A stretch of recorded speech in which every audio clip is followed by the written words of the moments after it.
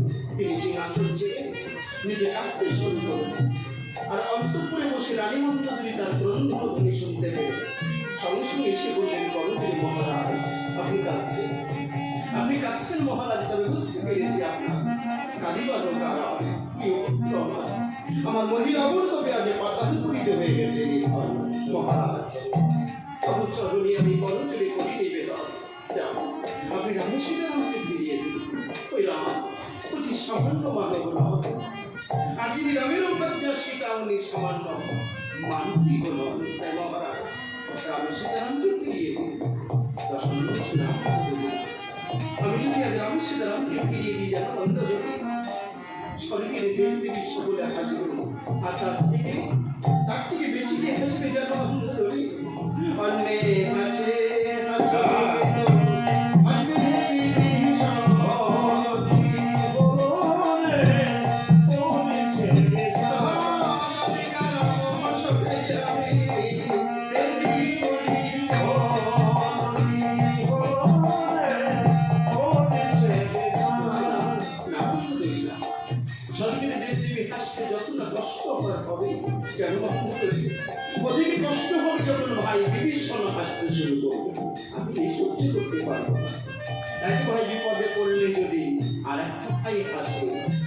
কষ্ট অনেক গুণ বেড়ে যায় তাই না এক ভাই বিপদে আর এক ভাই হাসলে কষ্ট অনেক বেশি হয় তাই প্রশান্ত হচ্ছে বন্ধুগুলি আমি আমাদের আত্মসমর্পণ করতে পারবো না রামেশ্বর আমাকে ফিরিয়ে দিতে পারবো যুদ্ধ করবো রামের কাছে প্রাণ বিসর্জন দেব কিন্তু তবু না আত্মসমর্পণ না আর যুদ্ধ করতে যাবো নিজ প্রাণ রামের চরণে বিসর্জন দেবো তোমরা যাও বীরের সাথে সজ্জিত হয়ে সকলে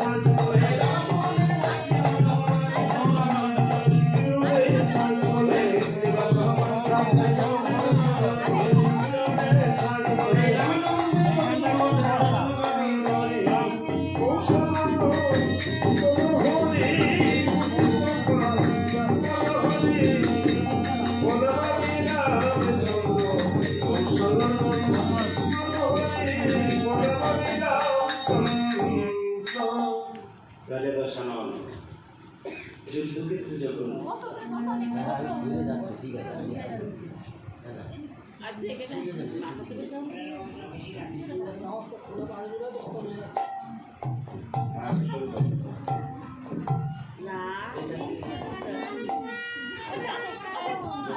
রাজা দশানন যখন যুদ্ধক্ষেত্রে সঙ্গে উপনীত হয়েছে, হনুমান রাবণের সম্মুখে এসে দাঁড়িয়ে গেছে, ওকে দশানন তুমি যে বড়রা, তুমি যে রাক্ষস অধিপতি, তুমি লঙ্কা অধিপতি রাবণ, তবে কি জানো রাবণ, আমার হাতে যেতে হবে তোমায় আজ সমন ভবন।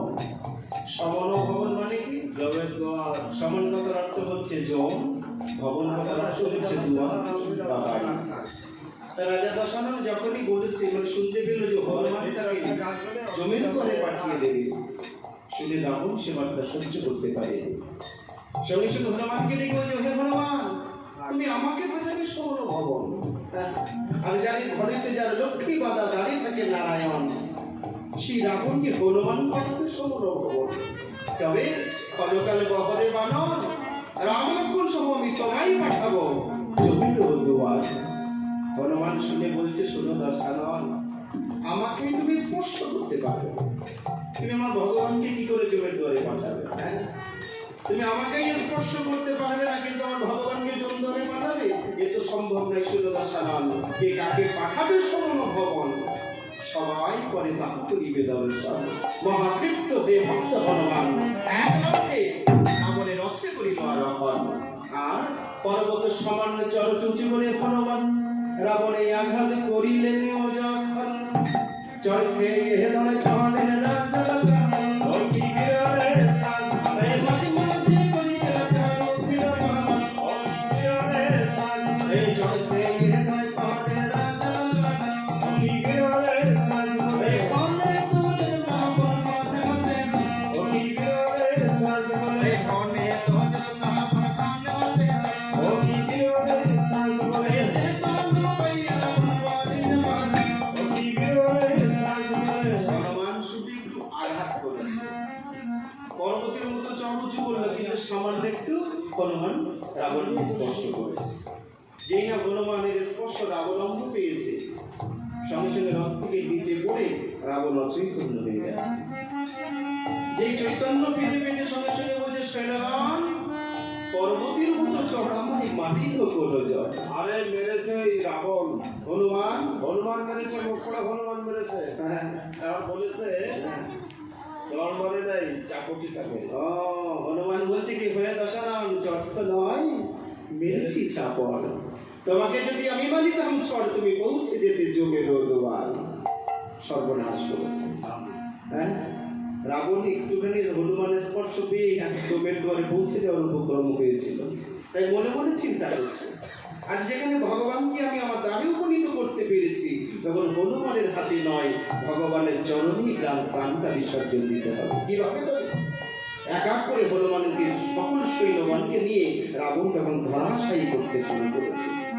আর যখন এক এক করে রাবণের সেই হনুমানের আঘাতে হনুমানের সকল অর্থাৎ তার সঙ্গর সাথী সব ধরাশায়ী হতে শুরু করেছে, তাহা দেখে ভগবান নিজেই যুদ্ধক্ষেত্রে অবস্থান করেছে। কিভাবে?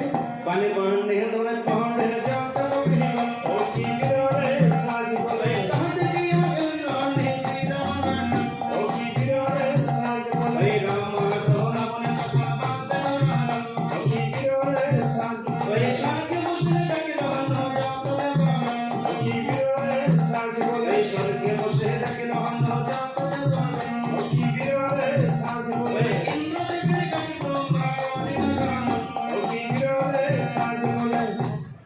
মত্তধামে কি হচ্ছে? ভক্তের সঙ্গে ভগবানের যুদ্ধ হচ্ছে।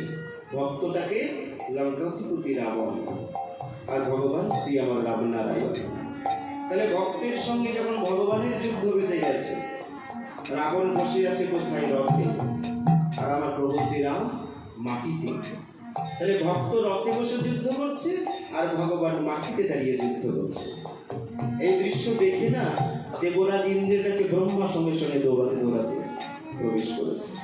আর যে ব্রহ্মার সামনে মানে ইন্দ্রদেবের কাছে গিয়ে ব্রহ্মা উপনীত হয়েছে, ইন্দ্রদেব তো সঙ্গে সঙ্গে প্রজাপতি ব্রহ্মাকে প্রণাম করে বললেন, হে পিতামহ, কিসেরও কারণে তব আমার রাজ্যে তোমার আগমন? ইন্দ্রদেব, তোমার কাছে কেন এসেছি জানো? আজ স্বয়ং রামচন্দ্র দেখো মাটিতে দাঁড়িয়ে যুদ্ধ করছে, আর লঙ্কাধিপতি রাবণ ওই রথে বসে যুদ্ধ করছে। অর্থাৎ যার যেখানে থাকার কথা ঠিক তার উল্টোটা হয়ে গেছে। পুণ্যব্রহ্ম নারায়ণ স্বরূপ রাম থাকবে রথে আর রাবণ থাকবে মাটিতে, তবে তো সমান স্বভাব। কিন্তু দেখো আজ উল্টো হয়ে গেছে। তুমি যাও দেবরা, যাও, তোমার রথটাকে সুন্দর করে সাজিয়ে গুছিয়ে ভগবান শ্রীরামচন্দ্রের কাছে পাঠিয়ে দাও, যেন আজ রাম তোমার রথে বসে ওই রাবণকে নিধন করতে পারে। এখন ইন্দ্রদেব বলছে, না পিতামহ, না, আমি তো রাবণের বিরুদ্ধে গিয়ে রামকে রথ পাঠাতে পারবো না। কেন জানো? কারণ রাবণ যদি একবার এই যুদ্ধে প্রাণ ফিরে পায় আর স্বর্গে আসার সুযোগ পায়, আমাদের ধরবে আর সাগরে জলে ছুঁড়ে ছুঁড়ে ফেলে দেবে। ইন্দ্রদেবের কথা শুনে ব্রহ্মা বলছে, আমি বুঝতে পেরেছি তুমি কেন রাবণকে ভয় পাচ্ছ। কারণ রাবণ তোমাকে যুদ্ধে পরাজিত করেছিল, সেই ভয়ে আজ তুমি তাকে রথ পাঠাতে ভয় পাচ্ছ। কিন্তু না, আজ ভয় পাওয়ার কোনো কারণ নেই। শোনো, আজ 10,000 বছর পরমায়ু থাকার সত্ত্বেও রাবণের পরমায়ু 14,000 বছর হয়ে গেছে, শুধুমাত্র আমার কারণ। রাবণ যে এতদিন বেঁচে আছে কার জন্য? শুধু ব্রহ্মার জন্য। কেন?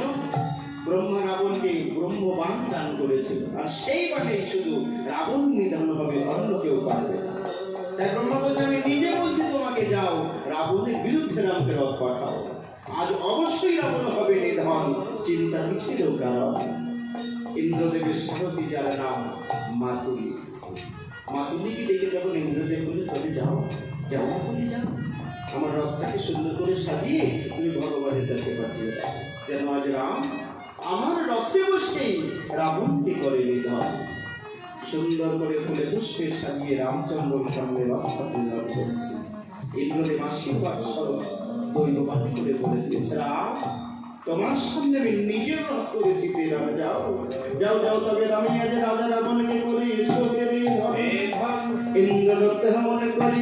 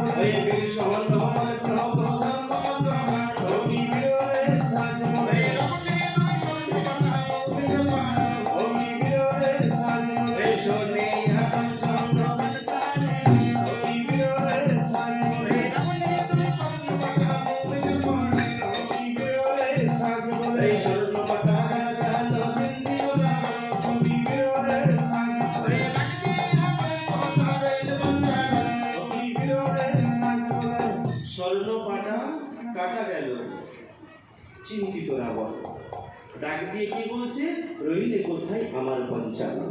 স্বর্ণপাটা কথার অর্থ কি? স্বর্ণ অর্থাৎ সোনা, আর পাটা অর্থাৎ রাজ মুকুট। তাহলে রাবণের মস্তক থেকে যে রাজ মুকুটটি মাটিতে পড়ে গেছে, সম্মান কোথায়? ধুলোয় মিশে গেছে। কারো সম্মান যদি একবার নিচে নেমে যায়, তবে তার অবস্থা কি হয়?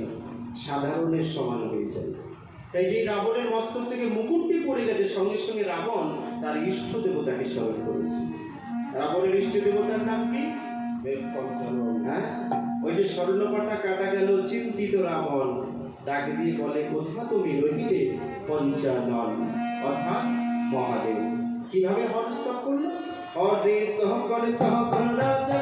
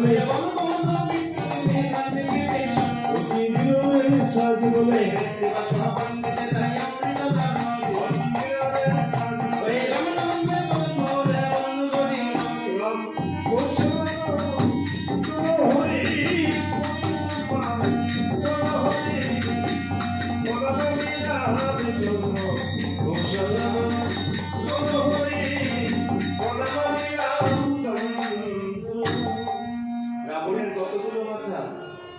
হ্যাঁ, রাবণের মাথা কতগুলো?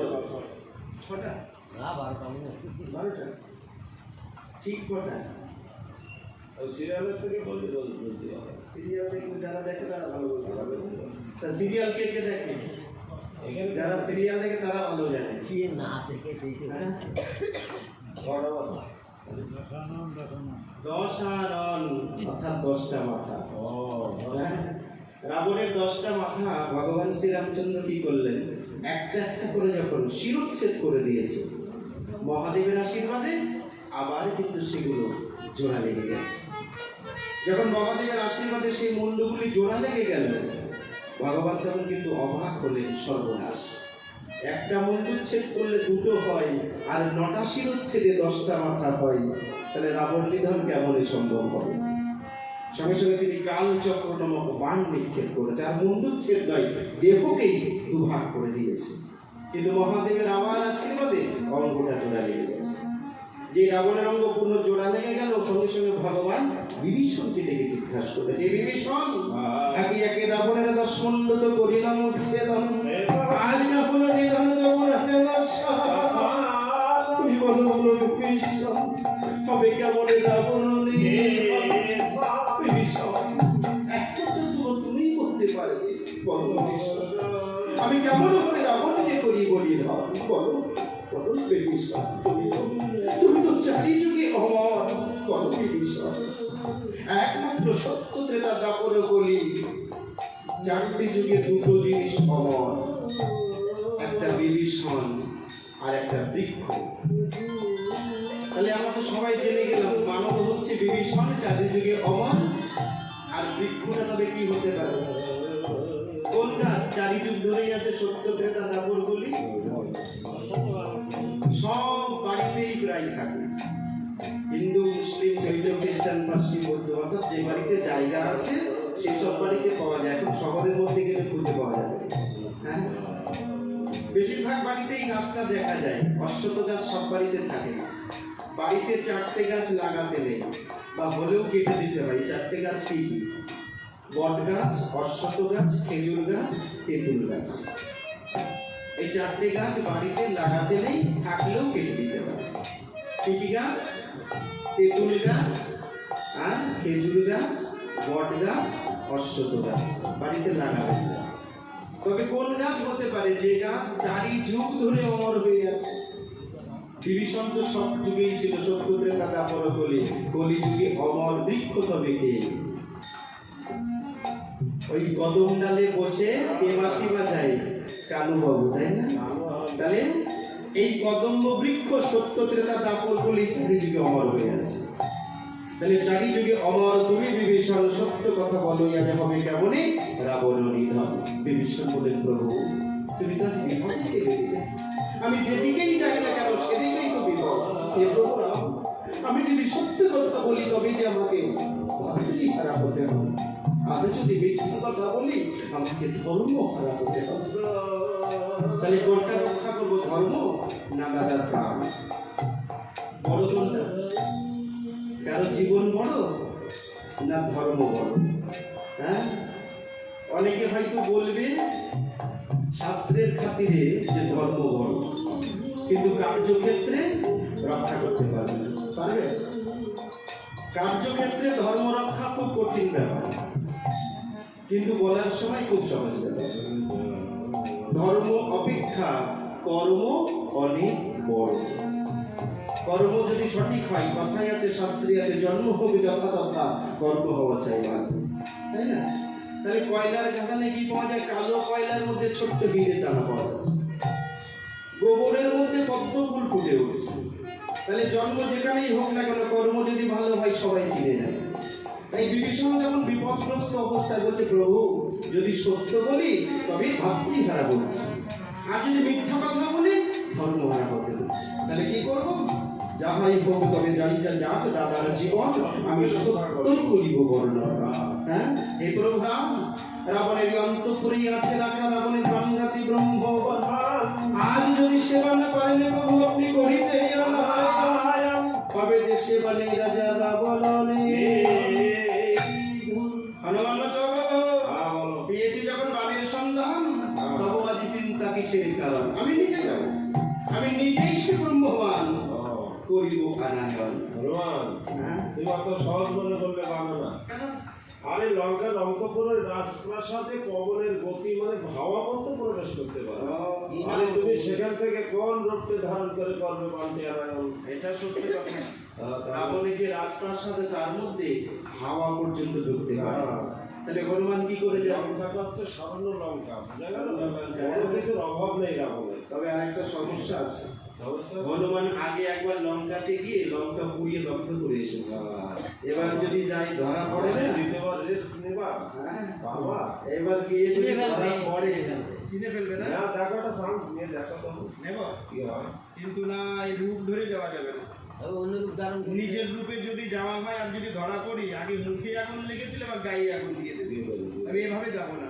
কারণ আমি শুনেছি প্রভু লঙ্কার নাকি সমস্ত রানীগণ ব্রাহ্মণদের ভালো সম্মান করে। সেটা তো শুনেছি। তাহলে যদি ব্রাহ্মণদের ধারণ করে যায়, আরে তুমি ব্রাহ্মণদের ব্রাহ্মণদের ধারণ করে। আরে পিছনে তোমার একটা লেজ আছে সরকারি জড়া, ওটা খেয়াল করেছো? তারপর মুখটা না পড়া, যদি পড়ে এই লেজ আর মুখ পড়া ব্রাহ্মণ কোন জায়গা থেকে আসবে? তাহলে তো বিপদ হয়ে গেল। ধরে আসতে হবে। মানে বড় বিপদ। বিপদ মানে যেই আর না ব্রাহ্মণদের একটু সৌন্দর্য না হলে মানাবে কেন? মানায় না। তুমি এক কাজ করতে পারো, ঠিক আছে। বিউটি পার্লার যাও, ওই মারা যেরকম তাই যেটা মেকআপ আর ওটা কেটে দেবো। এই তো দুটোর একটা ভালো বুদ্ধি দিল। বাবা কি করো? একটা ভালো বুদ্ধি দেওয়া আছে, লেজটা কেটে গেল আর বিউটি পার্লারে গিয়ে মুখে কথাটা বলে। আমাদের এই বিপদে আছে, বিপ্লব বসে কাছে জোড়া লাগাই দেবো। বিপ্লব জোড়া লাগাবে? কখনোই পারবে না। অঙ্গহানি যদি একবার হয় না, ওই অঙ্গ আর জোড়া লাগে না।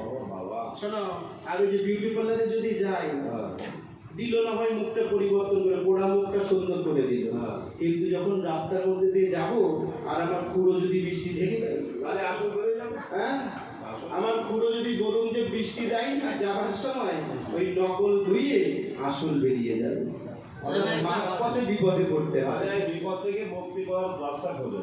বিপদ থেকে মুক্তি পাওয়ার উপায় একটা আছে প্রভু। হে প্রভু, আমি তো শুনেছি যে জানো তোমায় করে রোষ পালন, সকল ভক্তের মনের ইচ্ছাই প্রভু তুমি দাও করিয়া পূরণ।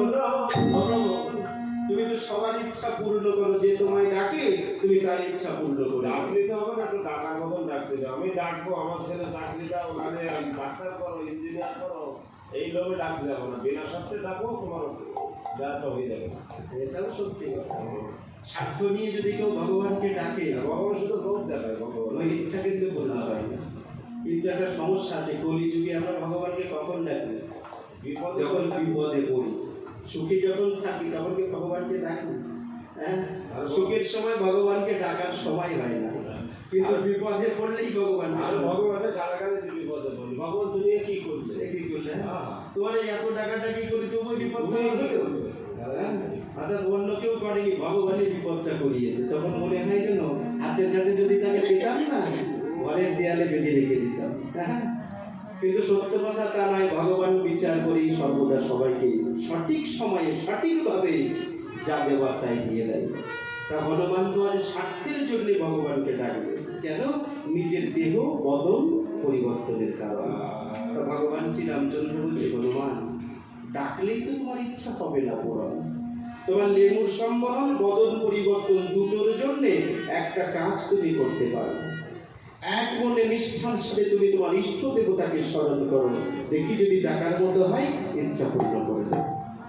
হনুমান বলছে, প্রভু আমি যদি ডাকার মতো ডাকতে নাও পারি, আমাকে দিয়ে তুমি ডাকিয়ে দিও। অদম ভক্ত অজ্ঞান আধারে আছি সর্বক্ষণ, তব চরণে আশ্রয় পেয়েছি ভক্ত হনুমান, দাও প্রভু রাম আমার ইচ্ছা করিয়া পুরাণ। তাই রাম মন্ত্র হনুমত প্রাণ জপি রাম মন্ত্র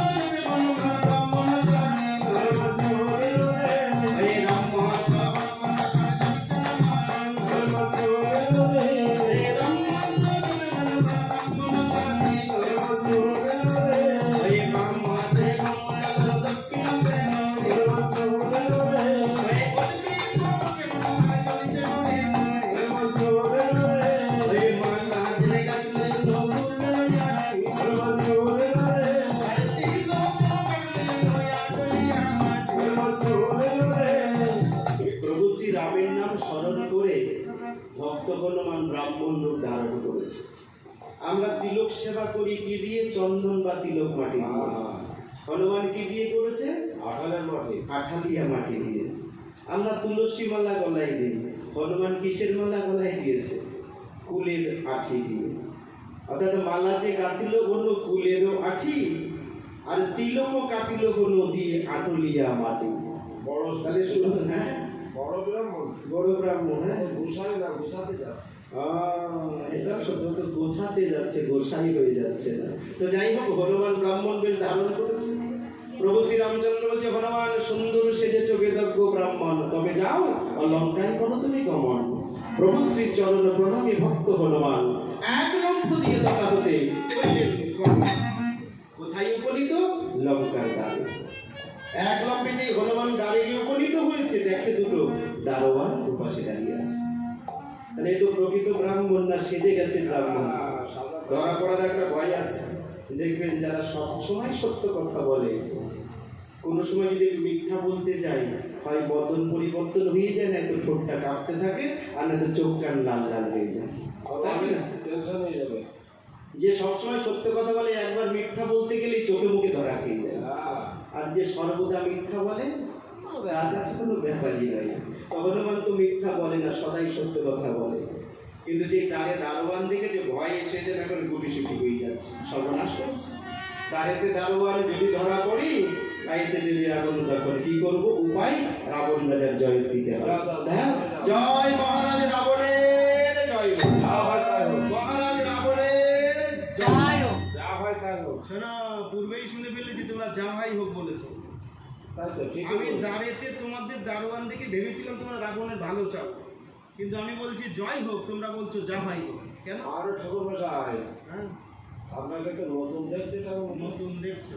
যাই হোক, শোনো, রাবণ রাজার জয় না হয়ে যা ভাই হোক বললে কেন? আমরা কেন বললাম ঠাকুর মশাই? কেন? আমরা বেতনভোগী কর্মচারী, তো আমাদের রাজা যেই হোক, আমাদের বেতন কোথায় যাবে? তার মানে আমরা সরকারি কর্মচারী। আচ্ছা আচ্ছা, এই যে লকডাউন হয়ে গেছে, মাস সারা টাকা করে টাকা দিয়ে বেতন পেয়ে যাচ্ছে, আমরা সেটা দিয়েই কাজ হবে। এই জন্য বলছি যার জয় তার হোক, যার জয় তার হোক।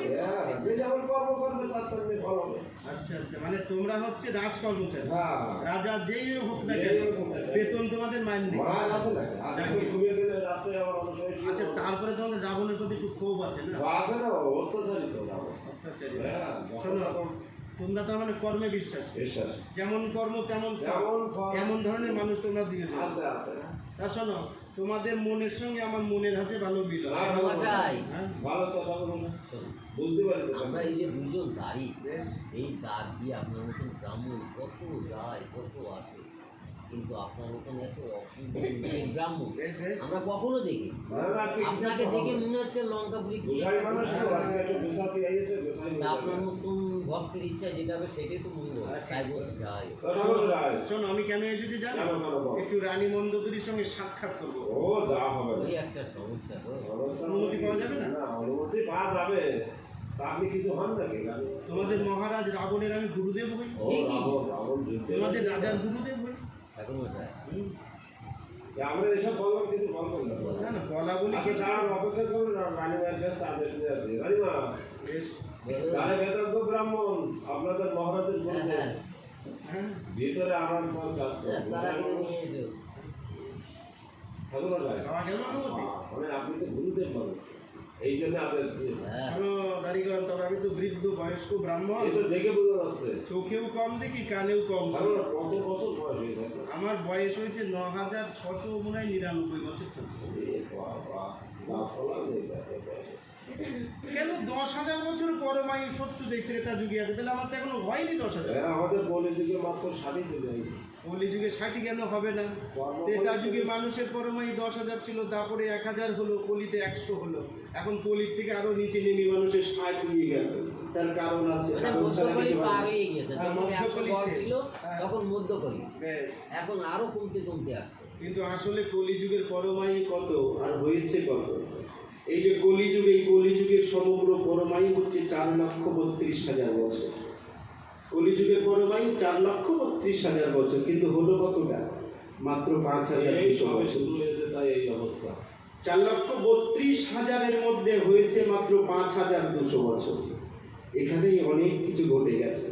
হ্যাঁ, তার জন্য কি মানুষের পরমায়ু কলিযুগ শাস্ত্র অনুযায়ী 100 বছর হলেও এখন 60 পার করতে অনেক কষ্ট হয়ে যায়। এরপরে জন্ম মৃত্যুর সাথে সাথে হবে।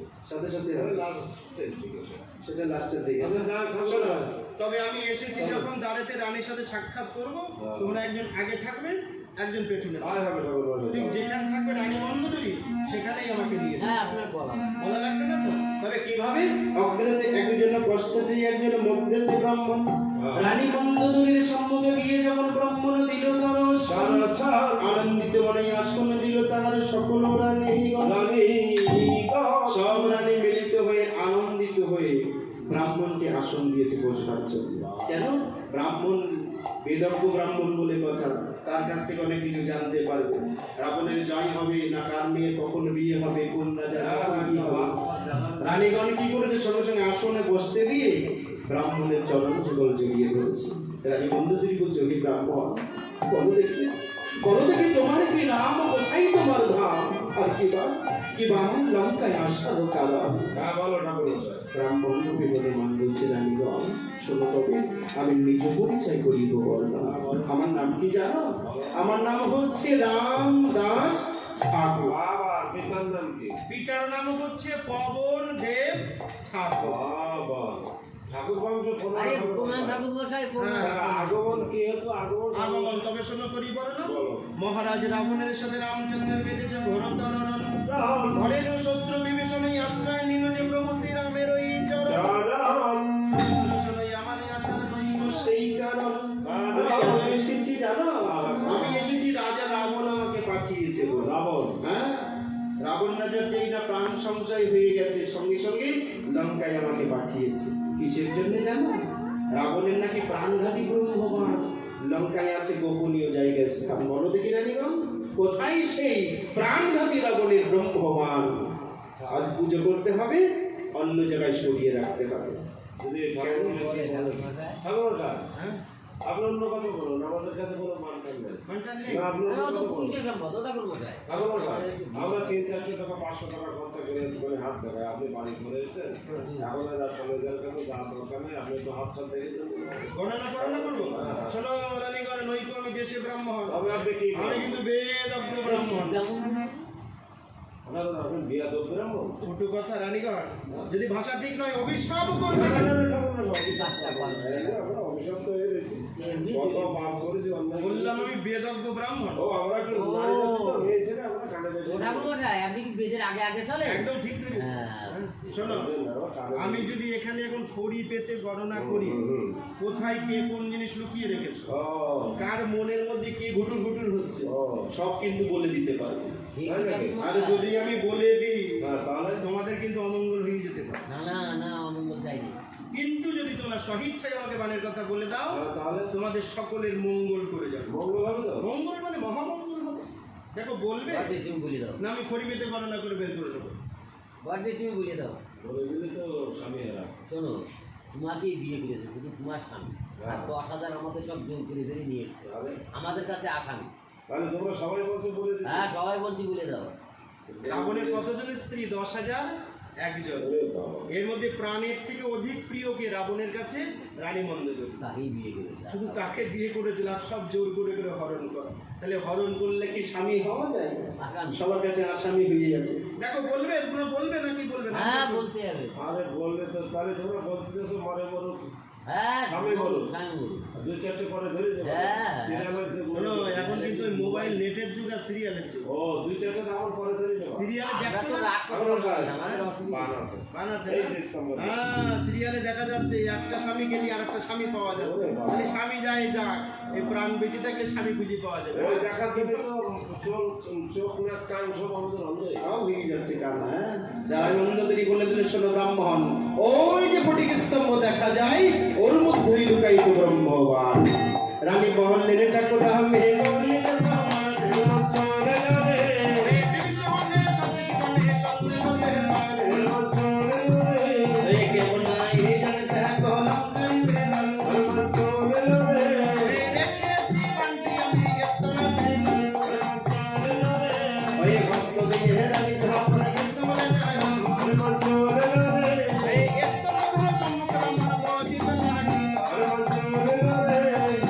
রানী মন্দোদরী বলেছে ব্রাহ্মণ, ওই ফটিক স্তম্ভে লুকায়িত ব্রহ্মবান।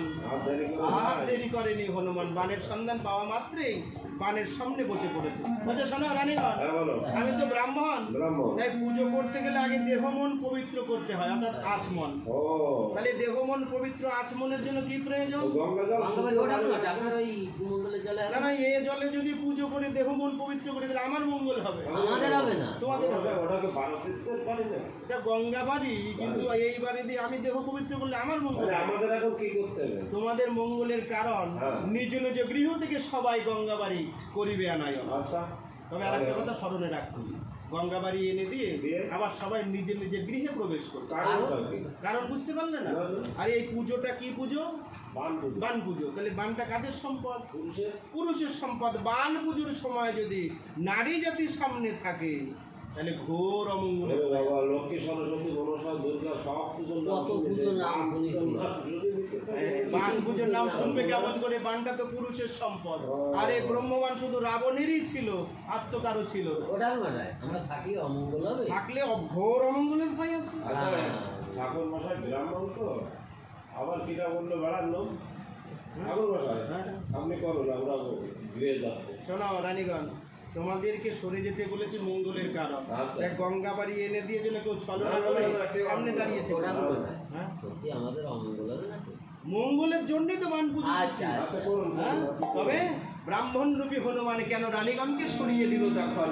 কারণ একটাই, হনুমান জানে রানী মন্দোদরী হচ্ছে সতী সাধ্বী নারী। আর সতী সাধ্বী নারীর সামনে থেকে স্বামীর দেহ থেকে প্রাণ নেওয়া অত সোজা কথা না। যোগরাজ পারে না। শাস্ত্রে 5টা সতী নারীর বর্ণনা আছে, 5টা নারীর মধ্যে রানী মন্দোদরী একজন।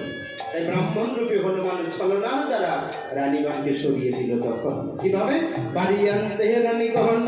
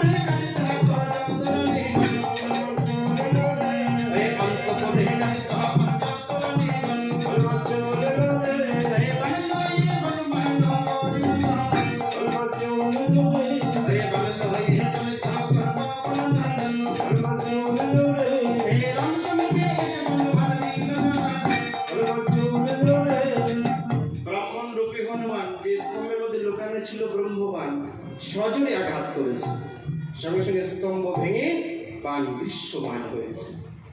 হনুমানের যেটা দরকার ছিল সেটা তো পেয়ে গেছে, তাহলে কি আর থাকবার প্রয়োজন আছে?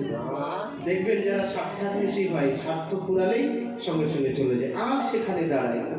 তা হনুমান এসেছে প্রয়োজন কি? ব্রহ্মবান। পাওয়া মাত্রই সঙ্গে সঙ্গে তথামতে করে গমন ভগবান শ্রী সম্মুখে দিয়েছে দর্শন। এদিকে ভগবান না যে ব্রহ্মবান দেখেছে না, তার জগমগ জগমগ আনন্দিত মন। পরীক্ষার কারণ ধনুর মান হচ্ছে সে বান, নিক্ষেপ করিল তখন, কিন্তু বাণের শক্তি নেই, বাণ সঙ্গে সঙ্গে ধরাশায়ী হয়ে গেছে। যেই সে ব্রহ্মবান মাটিতে পড়ে গেছে, ভগবান অবাক পেয়ে বিভীষণকে জিজ্ঞাসা করছে, হে বিভীষণ, দেখো দেখো মৃত্যু বিভীষণ, এই ব্রহ্মবাণীতে শক্তি নেই, হবে কেমন তবে আজ এই রামকটে ধর স্বর্গ হতে দৈববাণী করেন দেবগণ, আজ নেই অবশ্য হইবে নিধন রাজা দশরথ। চিন্তা না করো তুমি হে প্রভু রাম নারায়ণ। দৈববাণী করে দেবদেবীগণ বলল, রাম এই বাণীতেই রাবণ হবে নিধন, তবে চিন্তা কিসের কারণ? শোনো রাম, অনেকদিন স্তম্ভে বন্দী থাকার জন্য এই বাণীর শক্তি হারিয়ে গেছে। তাই এই বাণী যদি তোমাকে এখন শক্তি ফিরিয়ে আনতে হয়, উপায় তো মাত্র একটাই। কি করতে হবে জানো রাম? বাণ সম্মুখে রেখে শক্তি দেবী হরমন মোহিনীকে করো তুমি স্মরণ। ৩৩ কোটি দেবদেবীর মধ্যে হরমন মোহিনী হচ্ছে শক্তির দেবী। তাহলে সেই শক্তির দেবীকে স্মরণ করলে বাণ পুনরায় শক্তি ফিরে পাবে। তা ভগবান শ্রীরামচন্দ্র আমার কি করলেন? সম্মুখে বাণটা রেখে দেবী হরমন মোহিনীকে স্মরণ করতে শুরু করেছে। হরমন মোহিনীকে করে স্মরণ প্রভুই আমার শ্রীরাম নারায়ণ। আর দুর্গতে যে ব্রহ্মবাণের রাবণ রাজা করে মা বলে কেঁদেই ওঠেন যখন লঙ্কায় অগ্নিপতি রাবণ যেই দেখতে পেল আমার প্রাণ গতি ব্রহ্মবাণ, আমি ভগবানের প্রতি দেখি কিসের কারণ? দেখো এ বাণীর কথা তো কেউ জানতো না, একমাত্র জানতাম আমি আর আমার রানী বন্ধ ধরি। তবে এ ভগবান, এ গুরু মহাদেব মাতা সত্যি দেখো মা, এ মহামায়া প্রভু দেখো মা, মহাদেব শৈরদেব পঞ্চানন। আজ রামের কাছে কেন ব্রহ্মবান আমি করি দর্শন? প্রভু বলো বলো, কে দেবাদি দেব মহাদেব, কে রক্ষা করিবে আমায় এখন? রানী বন্ধ দুই আর রাবণ ছাড়া বাণীর কথা কেউ জানতো না। তাহলে যে রামের হাতে বাণ দেখতে পেল, তারপরে রানী বন্ধ দুই বাণ দিয়ে দিয়েছে। তাহলে কে রক্ষা করবে? দেব পঞ্চাননকে, মহাদেবকে স্মরণ করেছে। যেই না মহাদেবকে স্মরণ করেছে, মহাদেব বলল, শোনো রাবণ, আজ আমি তোমাকে আর রক্ষা করতে পারবো না। তোমাকে যদি এখন কেউ রক্ষা করতে পারে, সে দেবী মহামায়া, তুমি তাকেই স্মরণ করো নিজে। হ্যাঁ, দৈববাণী শুনে দশরথ মামা বলে কেঁদেই ওঠেন রাজা দশরথ। আর কৈলাসে মহামায়া কলমল করেছে আর কৈলাসে মায়ের আসন টলমল কাঁপিতে শুরু করে। যে না মায়ের আসন কেঁপে উঠেছে, মা তো বুঝতে পারলো যে কে তাকে স্মরণ করেছে। সঙ্গে সঙ্গে মা কি করলো?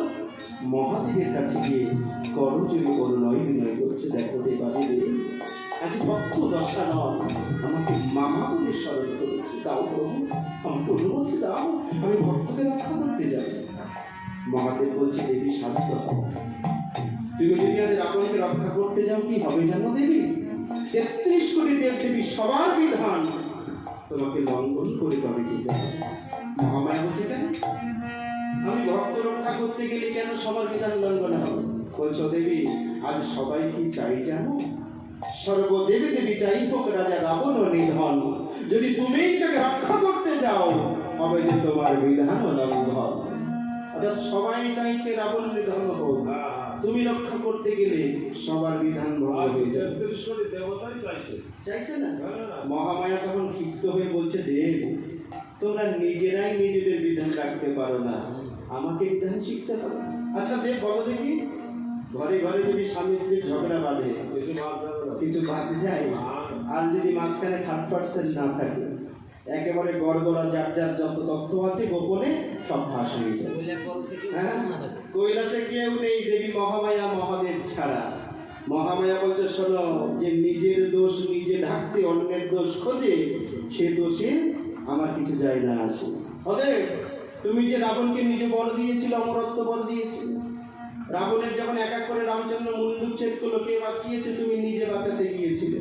তাহলে তুমি বর দিয়ে তুমিই মারতে চাইছো এখন, তবে কিসের কারণ বলো দেখি দেব, তবে কেন ঘরে দিলে বলো তুমি? তুমি লঙ্কার বলে কেন দিলে বল, বল যে তোকে বধূ কি করো? ও কেন দিলে বল, লঙ্কার বলে কেন দিলে বল? নাই তো তোমার ধরম সহজ লাগছে তোমার পঞ্চা, ও কেন দিলে বল, লাগছে তো দিয়ে থাকে তুমি বলিতে পারো। ও কেন দিলে বল, এই নাই তো তোমার ধরম সহজ লাগছে তোমার পঞ্চা, ও কেন দিলে বল, এই লাগছে তো দিয়ে থাকে তুমি বলিতে পারো। ও কেন দিলে বল, এই ভাঙ্গা দুত্র গাও গাও তুমি লোড়া, ও কেন দিলে বল, আরে বহুত হনি বলতে তুই করে গেছে মোরা। ও কেন দিলে বল, ওই কচু কাটা তাই হাতে লম্বা করবেন, ও কেন দিলে বল, আমি মেয়ে বয়ে কই পৌঁছে রইলাম জীবনে। ও কেন দিলে বল, এই তোমার কান পাইতে লাই পাইতে লঙ্কা ছাড়ি, ও কেন দিলে বল, ওই কইল বঙ্গ বাইল সম্মুখে কান ছাড়ি, ও কেন দিলে বল, ওই তোমার কান পাইতে লাই পাইতে লঙ্কা ছাড়ি, ও কেন দিলে বল, আরে কইল বঙ্গ বাইল সম্মুখে কান ছাড়ি। ও কেন দিলে বল, এই যে, এই জগৎ সংসারে যার দোষ বেশি থাকে সে কি করে? ঘরে তো ঘুরে বেড়ায়। অন্যের দোষ খুঁজে বেড়ায়, কেন? নিজের দোষ ধামাতে পাতে পারছে টাকা দিয়ে না। হ্যাঁ, এই যে শোনো, তুমি গাঁজা খাও, ভাঙ খাও, শ্মশানে ঘাটে থাকো, ওরে বাবা, ছাই ভস্য গায়ে মাখো, ভূত প্রেত নিয়ে খেলা করো। ওরে এমন লজ্জাহীন পুরুষ মানুষ জীবনে দেখিনি বাবা, যে শাশুড়ির সামনেও উলঙ্গ হয়ে গেছে। আর তো বাবার এত দোষ, দোষ নেই? বহু দোষ। হ্যাঁ, না না দোষ নেই। দোষ নেই? সর্বনাশ করিস যে মানুষের এক কান কাটা থাকলে কি করে গ্রামে বাইক দিয়ে যায়, আর দু কান কাটা থাকলে ভেতর দিয়ে আরে যায়। না বাবা, কি গাঁজা কি বানিয়ে খায় নাকি? তা কি করে খায়? খায় নন্দী বিন্দু। এই যে বলে বাবা একটু পোশাক পরে। মানে বাবা কাজকর্ম করে না, কুড়িয়ে মতন নাকি? আরে বাবার মতন ভালো মানুষ সেই দেবের মহাদেব কেন সত্যম শিবম সুন্দরম তা গাঁজা কেন খায়, কেন শ্মশান কাটে যায়? মার সাথে বলে না তো শ্মশানে বসনে পড়ে থাকে গাঁজা মতো খায়। আর কাজকর্ম করে না, কি করে পাবেন কেনবে তো একটু বস্ত্র দিলে একটু গায়ে লাগাই দিতে পারে। ছাই ভস্য আর কি উলঙ্গ হয়েছে কি আর নিজের বাবা ইচ্ছায়? বাবা স্নান করবে কেন? কেন?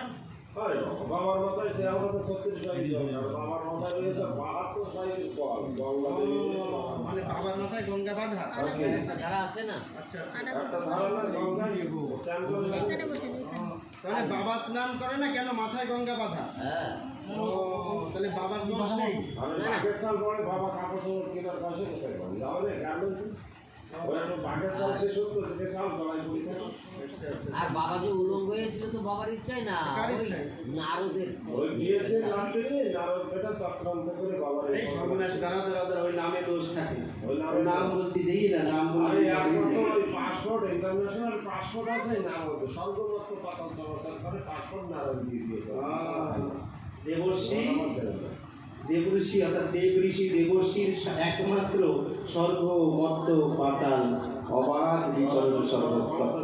আর কারো এই ক্ষমতা ছিল না, একমাত্র দেব ঋষি ছিল। তা দেবরাজ দেব ঋষি কি করেছিল, যখন মহাদেব মহামায়া বিবাহ স্থানে ছিল, মনে মনে চিন্তা করছে দেবশ্রী ঋষি যে মামা তুমি বারবার বিয়ে করছো, ভাগ্নের কথা চিন্তা করছো না, না বউকে বিয়ে করছে। তোমার এই বিয়ের আসরে আজ তোমাকে অপমান করি, তাই ছাড়বো। কৃষ্ণ সঙ্গে এরকম করেছিল কৃষ্ণের সাথেও করেছিল না? তা দেবর্ষি কি করেছিল, মহাদেবকে অপমান অপদস্থ করেছিল শাশুড়ির সামনে উলঙ্গ করে। তাই মহামায়া সে কথাটা বলতে আর ছাড়ছে না। শোনো দেব, তুমি শাশুড়ির সামনে উলঙ্গ হয়েছিলে, এমন লজ্জাহীন পুরুষ তুমি জীবনে দেখিনি। মহাদেব বলছে দেবী শান্ত হও, তোমার তো দোষ, আমার যা দোষ ছিল কিছু বাদ রাখো না। বাবার কোনো দোষ কোনো দোষ নেই না, সব দোষ বাবার ঠিকানে। মতন ভালো মানুষ আছে, মারে ভালোবাসে বলে বাবা খায় না, আচ্ছা কাপড় চাপড় কাজ করবে বলে বাবা কাপড় চাপড় করে না, আচ্ছা বোঝা গেল না? আর বাবাটা দুপুরে কলটা বলে যথেষ্ট। শোনো, হ্যাঁ, এই যে সমস্ত সুদা দেব দেবীরা খেয়েছে, আর বাবার কপালে কি দিয়েছে? কি দিয়েছিল? বিষ। কত সুন্দর ফুল ফল সব দেব দেবীরা নিয়েছে, বাবার কপালে কোথায় আটা লাগে? হ্যাঁ, আনন্দের ফুল। হ্যাঁ, এটা সত্যি কথা। মহাদেব বলছে দেবী দোষ তো কিছু বাদ রাখোনি, তবে কেন জানো, ওই নীলের পুজোর দিন বা চড়কের আগে সেদিন কি বলে জানো, শিবরাত্রির দিন আর নীলের দিন, দুদিন কি করে সব মায়েরা কলসি কলসি ঘটি ঘটি জল নিয়ে বাবার মাথায় ঢালে আর এনে কি বলে, বাবা যেন তোমার মতন বর একটা পায়। তাহলে এইবার বুঝেছি। হ্যাঁ, সব মায়েরা মাথায় জল ঢালে আর বলে বাবা যেন তোমার মতো বর একটা পায়। তাহলে কেন চাই? তা কলিযুগে মহাদেবের মাথায় যখন মায়েরা জল ঢালছে, হঠাৎ মহাদেব দেখে বলছে, এই শোন, তোরা যে আমার মাথায় জল ঢালছিস আর আমার মতন বর চাইছিস, তা আমি তো সব থেকে খারাপ মানুষ, আমার মতো বর তোরা কেন চাইছিস? মানে আমাদের মায়েদের বুদ্ধি আছে, কেমন চেয়েছো রান্না করতে হবে, কাপড় সবার কাজ করবে না, জলও টানতে হবে না, সেখানে সব সিরিয়াল তা বলছে কি, বাবা তুমি বুঝতে পারলে না কেন তোমার মাথায় জল ঢালছো? বাবা তোমার মাথায় জল ঢালে কিসের কারণে জানো? যদি তোমার মতন বরই একটা পাই, আমার রান্না করার ঝামেলা নাই। তোমার মতন বরে যদি আমি একটা পাই, কাপড় কাচার কোনো ঝামেলা নাই। আবার তোমার মতন বর যদি একটা পাই, তোমার স্নানের জল গরম আর টেনে দেওয়ার কোনো দরকার নাই। নয় বাবা বলছে, ভালো বুদ্ধি পাঠিয়েছিস, তাহলে তোকে তো বেঁচে যাবে অনেক সময়। কি করবি এত সময়? বলছে, বাবা কেন বুঝতে পারলে না? এখন সব ঘরে ঘরে বোকা বাক্স আছে, আর তাতে সিরিয়াল হয়, আর সিরিয়ালে 3-4 বার নায়ক নায়িকার বিয়ে হয়, ওই দেখে কাটাবো সকল সময়। বলছে, বাবা বাবা বুদ্ধি খারাপ নয়, তবে শোনো। না না, হ্যাঁ? এর বাবার একটা দোষ আছে। কিসের দোষ? দোষটা হচ্ছে এই যত ওষুধ হয়েছে না, সব বাবার বসে। এসো বাবা আর কাঁচা, ওই ওষুধকে নিধন করতে গেছে মা। বাবা কাঁচা দেয় না, ওই জন্য কাঁচা খোলা বলতে একমাত্র দেবাদিদেব মহাদেবী আছে যাকে অল্পেতে খুশি করা যায়। সামান্য একটু বেল পাতা, দুধ, গঙ্গার জল দিয়ে তার মাথায় যদি বলা হয় ওম নমঃ শিবায়, ভক্তি ভরে যদি একটুখানি তাকে ঢাকা যায়, অল্পেতে খুশি হয়। তাই মহাদেবের একটা নাম কি? আশুতোষ। অল্পেতে সন্তোষ, তাই আশুতোষ। একমাত্র মহাদেবী আছে যে অল্পে খুশি হয়, ভক্তকে বরকত দিয়ে দেয়। একমাত্র মহাদেবী আছে যে কাঁচা খোলা বর দিয়ে নিজেকে প্রাণ বাঁচাতে দৌড়তে পারে। বর্ষাসুরের নাম সকলের শোনা আছে নিশ্চয়। বর্ষাসুরকে মহাদেব বর দিয়েছিল যে যার মাথায় বর্ষাসুর হাত দেবে সেই ভস্মীভূত হয়ে যাবে। এবার বর দিয়েছে, ভক্ত বলছে পরীক্ষা করিয়ে দেবো। প্রভু বর তো দিয়েছো, তো একটু টেস্ট করিয়ে দেবো বরটা ঠিক না ভুল। মহাদেব তো মনে মনে চিন্তা করতে সর্বনাশ করে ফেলেছি তো, বর তো সত্যিকারের দিয়েছি, মিথ্যা বর তো দিইনি। আর এই আশেপাশে এখন কেউ নেই, তো পরীক্ষা করবি কেমন করে? যায় তোকে তো বর আমি সঠিক বর দিই, একদম সত্য বর দিই, তা পরীক্ষা করবি কি করে? বলছে, কেন বাবা তোমার মাথায় হাত দিয়ে? মহাদেব মনে মনে চিন্তা করলো, তাহলে তো বিপদে ঘুরিয়ে গেল। বর দিলাম সত্যিকারের, এখন তাহলে কি করা যাবে? উপায় কি? আজও তোর কালো তোর না মহাদেব বাবা, তোর তোমার মাথায় হাত দিয়ে আমি পরীক্ষা করবো। পরীক্ষা করে তাই তুমি দিয়েছো, তোমাকে দিয়ে পরীক্ষা করবো। পরীক্ষা করে তাই যাবে। মহাদেব আজও তোর কালো তোর দৌড়চ্ছে তো দৌড়চ্ছে, দৌড়তে দৌড়তে দৌড়তে দৌড়তে ব্রহ্মা বিষ্ণুর সাথে দেখা হয়ে গেছে। ব্রহ্মা ডেকে বলছে, এই মহেশ্বর তুমি এত দৌড়চ্ছ কিসের কারণে? বলছে, ওই পেছনে আসে ভস্মাসুর, আমাকে ভস্ম করিবার কারণ, রক্ষা করে প্রভু। বিষ্ণুদেব বলছে, শোনো, যখন বর দিতে হয় না, একটু হিসাব করি, কাঁচা বেঁধে তাই দিতে হয়। তুমি তো কাঁচা খুলিয়ে বর দিয়ে দাও, এখন নিজের প্রাণ বাঁচাও। ভস্মাসুরকে বিষ্ণুদেব বলছে, দাঁড়াও, তোমাকে বর দিয়েছে, তুমি তাকেই পরীক্ষা করতে চাইছো, তার মাথায় হাত দিয়ে ভস্মীভূত করে, তাহলে পরে বর চাইলে তোমাকেই বর দেবে। তারা শান্ত হও। তুমি যে বর পেয়েছো সেই বরটা সত্যিকারের বর, তার পরীক্ষা কিভাবে হবে জানো? আমার সঙ্গে নৃত্য করতে হবে। আমার সঙ্গে নৃত্য করলে তুমি বুঝতে পারবে বর সত্য না মিথ্যা হয়ে গেছে। ভস্মাসুর তো মনে মনে আনন্দ পেল, যাক একজন সঠিক মানুষটাও পাওয়া গেল যে আমার বরে পরীক্ষা করতে সাহায্য করবে। শোনো, আমি যখন নৃত্য করব, আমাকে দেখে দেখে তুমিও সঠিকভাবে নৃত্য করবে, দেখবে তোমার বর সত্য মিথ্যা প্রমাণ হয়ে যাবে। কৃষ্ণদেব নৃত্য করতে সঙ্গে ভস্মাসুর। ভগবান নাচতে নাচতে নাচতে নাচতে হঠাৎ নিজের মস্তকে হাত দিয়েছে। ভস্মাসুরও নিজের মস্তকে হাত দিয়েছে। যেই না ভস্মাসুর নিজের মাথায় হাত দিল, সঙ্গে সঙ্গে পুড়ে ভস্মীভূত হয়ে গেছে। তবে মহাদেব বরটাই কাঁচা খোলা, মহাদেব বলতেও কিন্তু ছাড়ল না। এই যে শোনো, দোষ তো কিছু আমার বাদ রাখুনি, তবে তোমার কি দোষ কিছু কম আছে নাকি? না না, কোনো দোষ নেই। কোনো দোষ নেই? না, কোনো দোষ নেই। যদি বলতে পারি, বলো দেখি কি দোষ আছে। ওই তো না বললে শুনবো না। এই তো আর দোষের কথা বললে কেন? ওরে বাবা, মায়েদের দোষের কথা বললে তো বেঁচে যাবে ঘরে ঘরে। ঘরের মায়েরা দোষ স্বীকার করতে জানে না, আর যদি দোষের কথা বলি না, রাগে ডগমগ হয়ে চলে যাবে না বাপেরও বাড়ি। এই যে শোনো, তোমার দোষের কথা বলতে পারি, তোমার একটা কথা দিতে হবে। যাবে না বাপের বাড়ি। দোষের কথা শুনি যেন না যাও বাপের হ্যাঁ, বাড়ি। তুমি বলো না। যাবে না তো? কি দোষ আছে বলো। তাহলে ভাববে সবাই দাঁড়াবে মা দোষ নেই। এটা সত্যি কথা। যদি মায়ের দোষের কথা না বলি না, সবাই ভাববে শুধু বাবারই দোষ আছে, মার কোনো দোষ নেই। তবে সংসারে বাবা আজ মায়েদের প্রায় সমান সমান ভাগ আছে, তাই বলেই ফেলি নাকি। বলেবি ইহ জগতে আছে কোনো নারী যে মানুষের রক্ত পান করেছিল, আর ইহ জগতে আছে কোনো নারী যে মানুষের মুন্ড গলায় পড়েছিল, ইহ জগতে আছে কোনো নারী যে স্বামীর পক্ষেতে চরণ তুলেছিল, এই ত্রিভুবনে আছে কেন হেন কোনো নারী যে পুরুষের সঙ্গে যুদ্ধ করেছিল। একমাত্র যে তুমি সেই নারী যে সকল নারীকেই কলঙ্কিত করেছ তুমি। এই যে ভুল কিছু বলেছি দেবী? রক্তবীজ নিধন করতে যাওনি? তাহলে রক্তবীজ নিধন করতে গিয়ে কি হয়েছিল? বসন শূন্য হয়েছে। ওই তো বাবার একদিন হয়েছিল, আর মায়ের বসন ছিল কিনা ঠিক না। ভাগ্নে দেবশ্রী চক্রান্ত করে মহাদেবকে অপদস্থ করেছিল, কিন্তু মায়ের বসন রক্তবীজ নিধন করে সেই রক্ত পান করেছিল, আর মুন্ড দিয়ে গলায় মুন্ডমালা ধারণ করেছিল। কিন্তু মায়ের অঙ্গে বসন যে কখন হারিয়ে গেছে মা বুঝতেও পারেনি। তাই মহাদেব দেখলো ভয় বিপদ আসন্ন, কি মায়ের মূর্তি যদি বেশি সময় থাকে তবে মহাপ্রলয় হয়ে যেতে পারে। তাই দেবী আমি কি করেছিলাম জানো? তোমার বসন শূন্য দেখেই আমার অন্তরে ভয় এসেছিল। আজ সেই ভয়ের কারণে তোমার চরণ তলে বক্ষই আমি পেতেছিলাম। আমার বক্ষ মন্দিরে চরণ তুলে মহাকালী বলে এই জগতে তুমি প্রচলন। এই বক্ষে না চরণ তুলে তুমি হলে জগতে মহাকালী। তাই আমি যেমন তুমিও তেমন শোনো হে শঙ্করী। আমি যে আছি দিগম্বর আর তুমি দিগম্বরী। আমি গাই দেহ বন্ধ তাহলে কারণে ওহো কেন হরজলে মরে। আমি নাচি কোন সঙ্গে তুমি রবে ওহো কেন হরজলে মরে। আমার কথাই গান মহালা বিলে বন্ধ ওহো কেন হরজলে মরে। ওহো কেন হরজলে মরে। আমি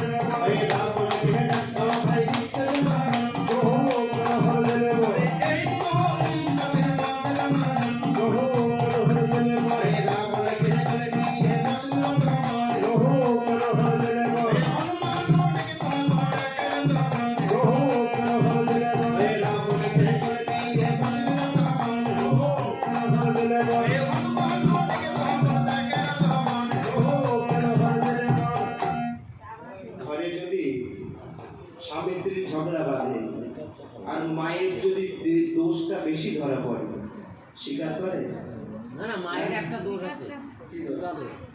মা আগে থেকে ঝগড়া বাঁধে।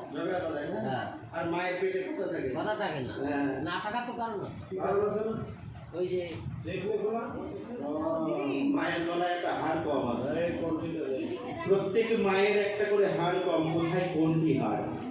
পুরুষের কোনটি আছে কিন্তু মায়েদের কোনটি নেই। তার কারণ আছে কেন কোনটি হারা হচ্ছে।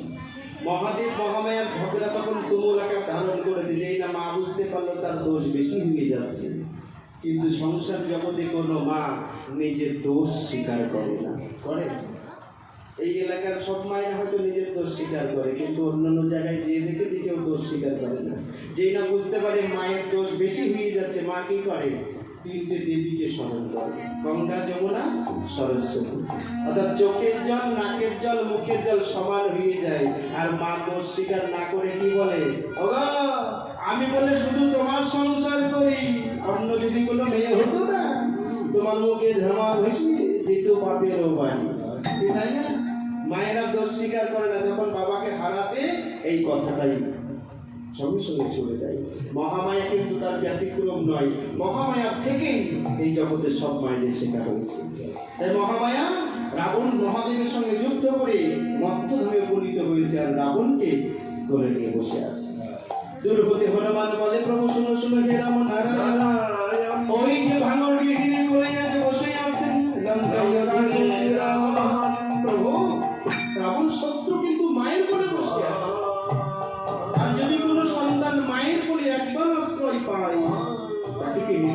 সম্ভব না প্রভু রান্না ও তো মায়ের কোলে বসে আছে কিভাবে কিভাবে হবে তবে আজ রাজা রাবণ নিধন কেঁদে কেঁদে ভগবান শ্রীরামচন্দ্র বলছে ভাই ওরে ওরে প্রিয় ভক্ত যদি ভাই রাবণ শত্রু তবে আজ হবে কেমন নিধন বলছি বলছি মায়ের কোলে বসে আছে ভাই আজ যদি না পারি করে দিই আমি রাজা রাবণের নিধন নিজ মন প্রাণে সাগর জলে আমি দেব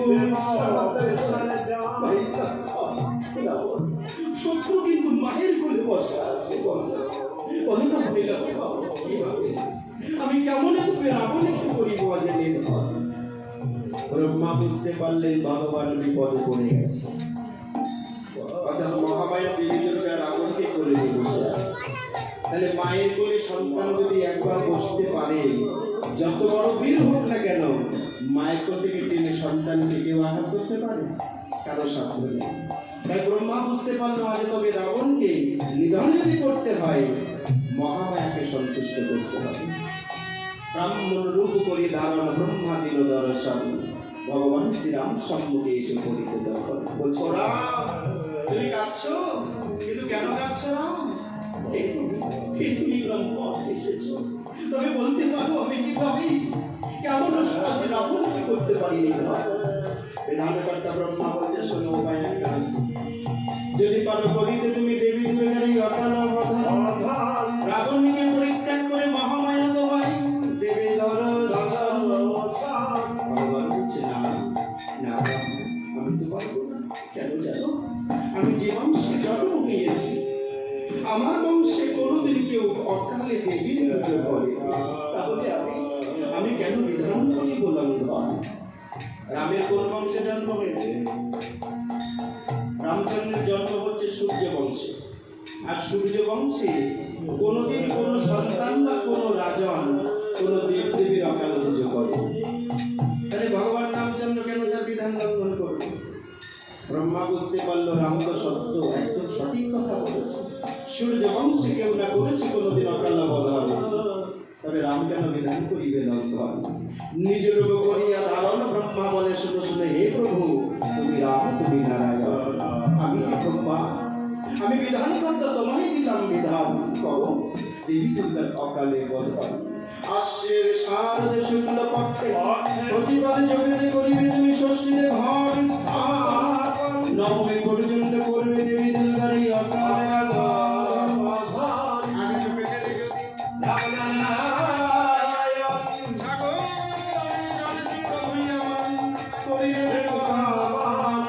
সাগরের জলে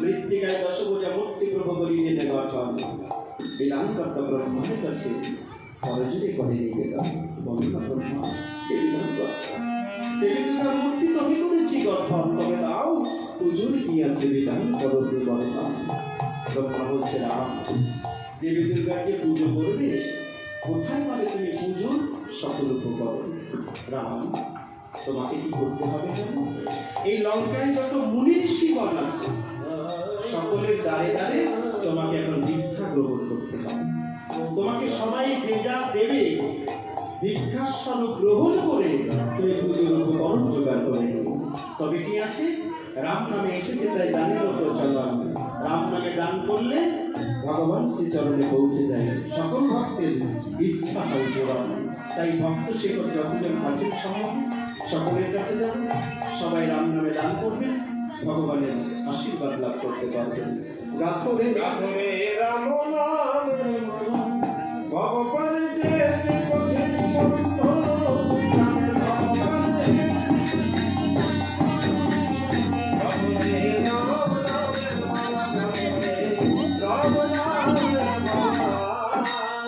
আর কবে বলবে রামনা সময় বয়ে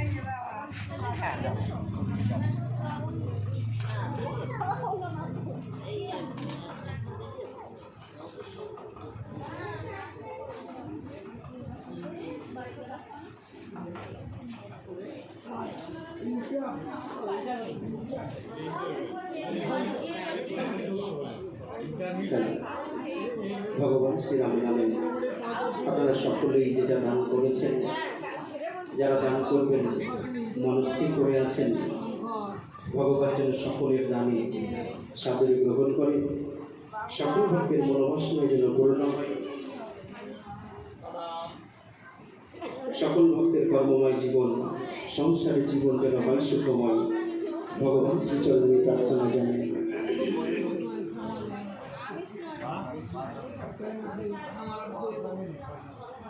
একটুখানি সকলে অপেক্ষা করবেন, একটু সময় অপেক্ষা করে আবার কোনো পালা শুরু করবো, চলে যাবেন না।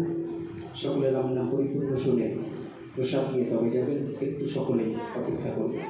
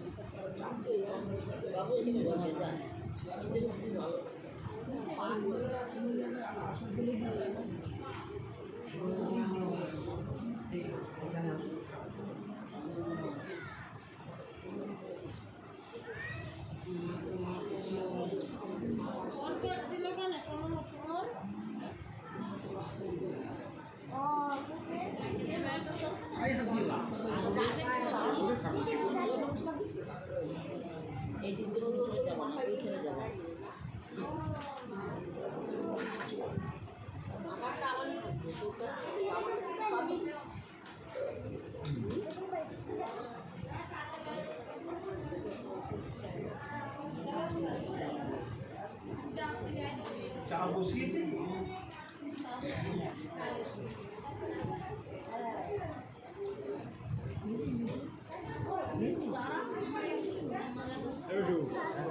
ভিডিও রেকর্ডিং বন্ধ করে দিবে আমার